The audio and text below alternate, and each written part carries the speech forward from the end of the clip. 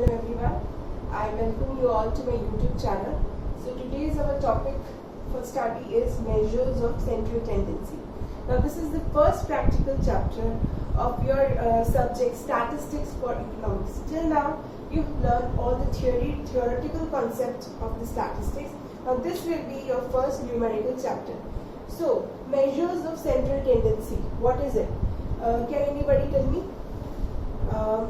But the name looks very complicated, but I must tell you that it's not as fearful as it sounds. It's very easy, and we are here to make all the concepts easy.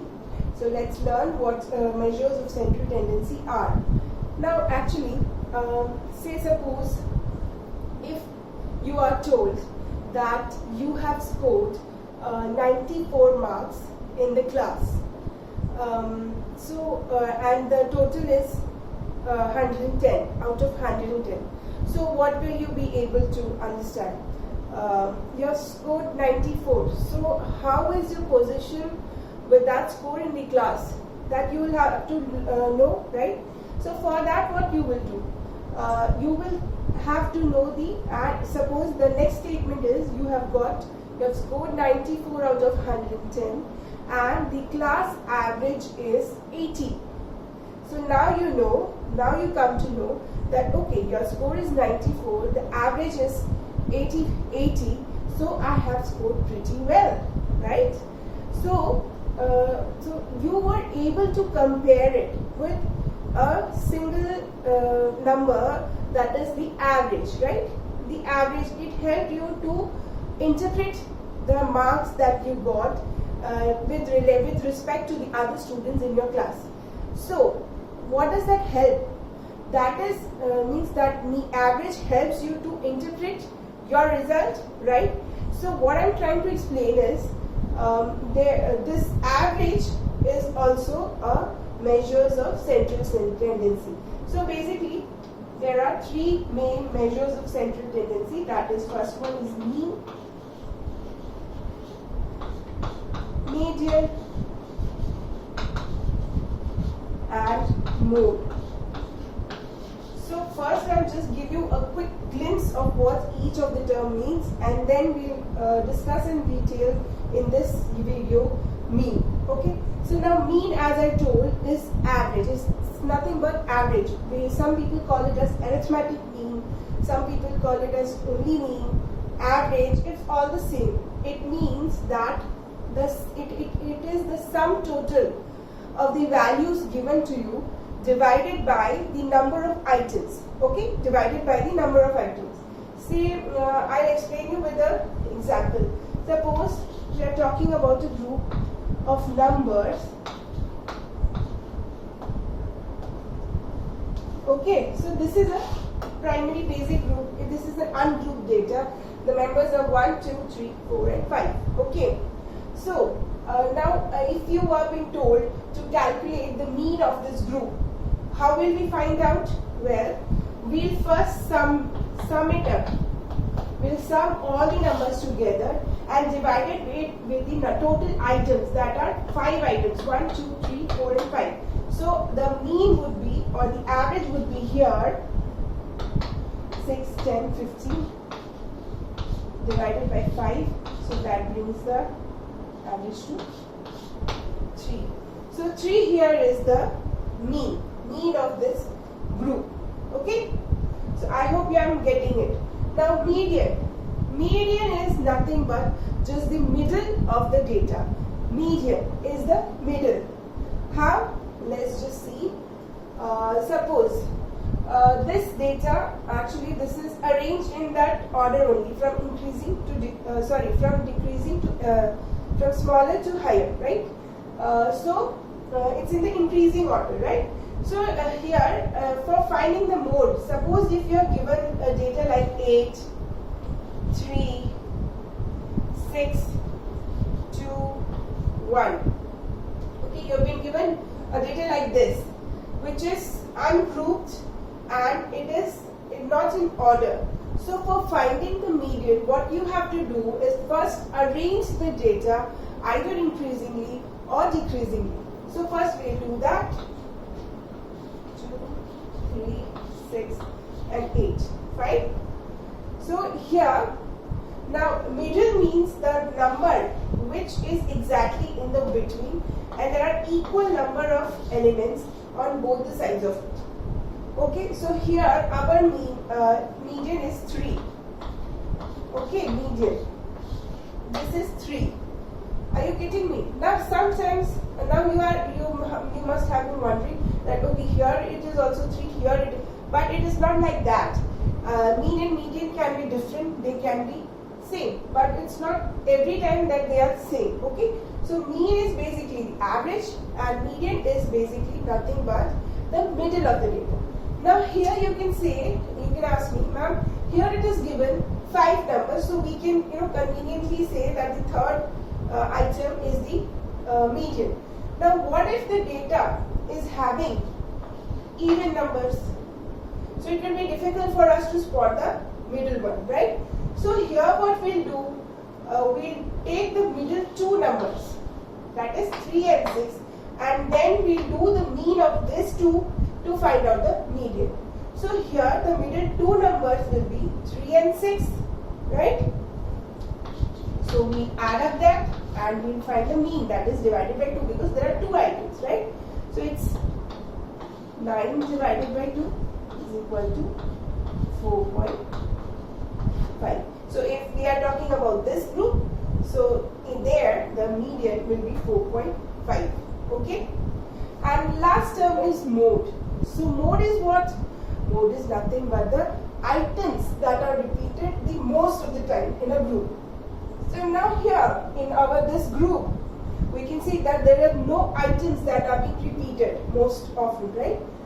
So here there are chances that there might be chance that a group of data will not be having any mode, like this data, right? It is not having any mode because there are no figures that are being repeated. But suppose if I am talking about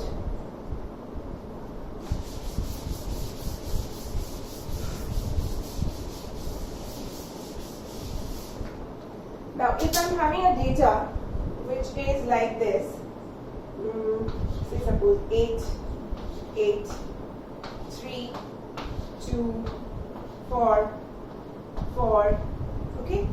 So here what is it? Here 8 is repeated twice and here 4 is repeated twice. Now there are 2 numbers that are being repeated twice. They are already equal number of times, that is 8 and 4. Correct? So here in this group there are 2 modes, that is 8 and 4, because they are being repeated equal number of times. Okay, so it is possible that there are more than one mode, it is possible that there is no mode for any data, and it is possible that there is only one mode. So for mode, now you know that the item that is repeated most often is called a mode. So now there is a simple way to remember what is what. If suppose you tend to forget it, what is mean, median and mode, I'll give you a shortcut to remember what is mean, median and mode. So let's see. It is mean, as I say, is average. Okay, average. Then median. Median, you remember the MED, that is the middle value, mid. Right? So it is middle. And mode. Here you remember MO, that is the most often occurring data, that is MO, that is MO for mode. Mode means most often. Okay? So I hope you are clear with the basic funda, basic information about what is mean, what is median and what is mode. Okay? So now let us more discuss, because this is very basic. This is not going to be asked in your exam. The problems that you will be dealing with are somewhat complicated, but I know you people, if your base are here, I know you people will be able to solve it very, very easily. Okay? So let's start with our first concept, that is mean. Now mean is represented by x bar. Okay, x bar. There's a hyphen on the x. So this is mean, and the formula for calculating simple. Now before we go into mean, first let me just explain you about the type of different datas. First is individual. Okay, individual group, that is the values are assigned individually. You have to remember here individual means the values are assigned individually. So suppose I'll take an example.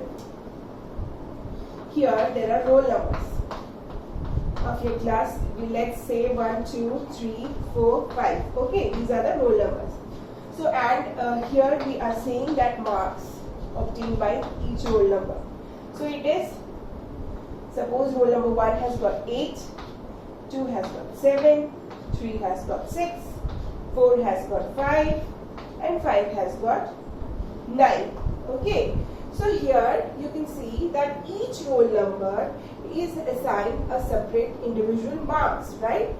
The roll number, that is roll number 1, 8, 2, 7, 3, 6, 4, 5, and 5, 9. They are the assigned values individually. So this type of data is called individual data. Okay. Now we'll talk about the other type, that is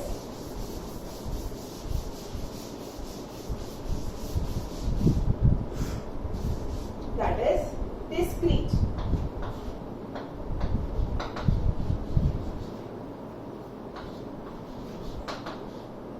Discrete series. Now what is discrete? Discrete means it is being assigned for a group. It is not individual, it is assigned for a group. There is some information that is hidden. I'll show you how. What is discrete? I'll explain you with an example. Say suppose here you are taking like marks obtained. Okay, so I have taken 10 marks, 9 marks, 8 marks, 7 marks. Okay, and number of students. Okay, so here 10 marks is obtained by 2 students in your class, 9 is obtained by 3, 8 there is 4, and 7 1. Okay, so total comes up to 10. Suppose if there are 10 students in my class, so here I am not able to get who are these 2 students who have scored 10, but I know generally that there are 2 students who have secured 10 marks in my class. Okay, so here it is assigned for a group, right? It is classified in a group, that is collectively. The values are assigned collectively. Here it is not individual but a collective values are given. So such series are called a discrete series. Okay, so now the third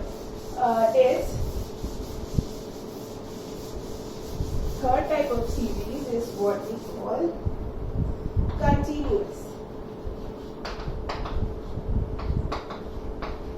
series. Now what is continuous series? Let's see with an example again.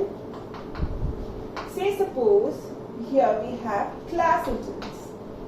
Okay, so class intervals means here say suppose I'm giving a data for marks obtained. So I'll show that's from 0 to 10. Then next group is 10 to 20, 20 to 30, 30 to 40. Okay, so these are the classes, that is the group, and here number of students. So say suppose from 0 to 9 there are say suppose 3, then 2, then 4 and 1.